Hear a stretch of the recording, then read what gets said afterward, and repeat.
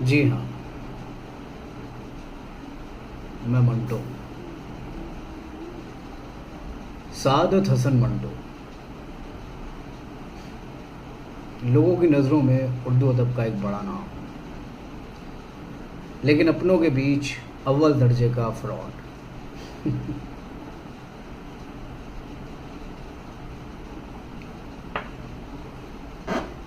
फिलहाल आज के इस नाटक का अपारंपरिक सूत्रधार। अपारंपरिक इसलिए कि परंपरा जैसे किसी चीज़ से अपना वास्ता ही नहीं। मैं अधिक भूमिका में नहीं जाना चाहता। बेकार आपका कीमती वक्त बर्बाद करने से क्या फ़ायदा, और ना ही मैं आपको किसी गफलत में रखना चाहता हूँ।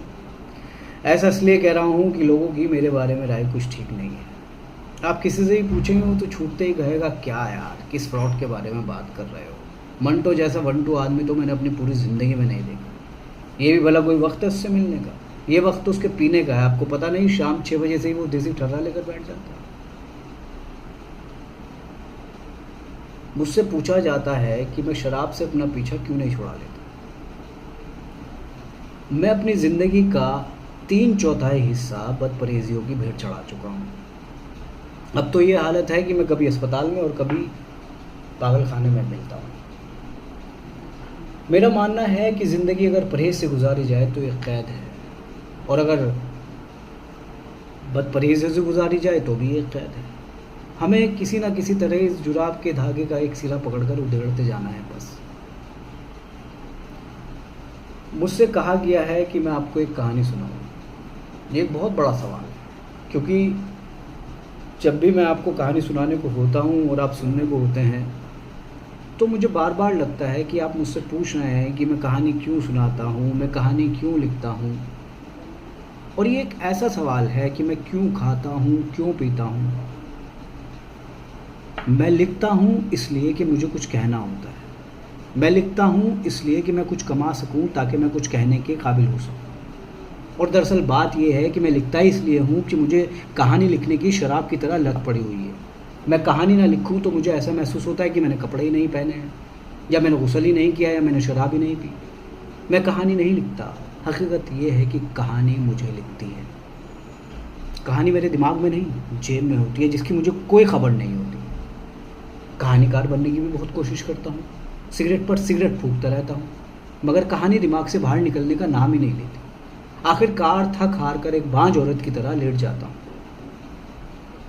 जब बहुत ज़्यादा कोफ्त होती है तो बाथरूम में चला जाता हूँ, मगर वहाँ से भी कुछ हासिल नहीं होता। मैंने सुना है कि हर बड़ा आदमी गुस्लखाने में सोचता है, मगर मुझे तजुर्बे से ये मालूम हुआ है कि मैं बड़ा आदमी नहीं हूँ, क्योंकि मैं गुस्लखाने में नहीं सोच सकता। आपको लग रहा होगा कि मैं कुछ ज़्यादा ही फेंक रहा हूँ, आप पर कोई जादू कर रहा हूँ, लेकिन यकीन मानिए ऐसी कोई बात नहीं है।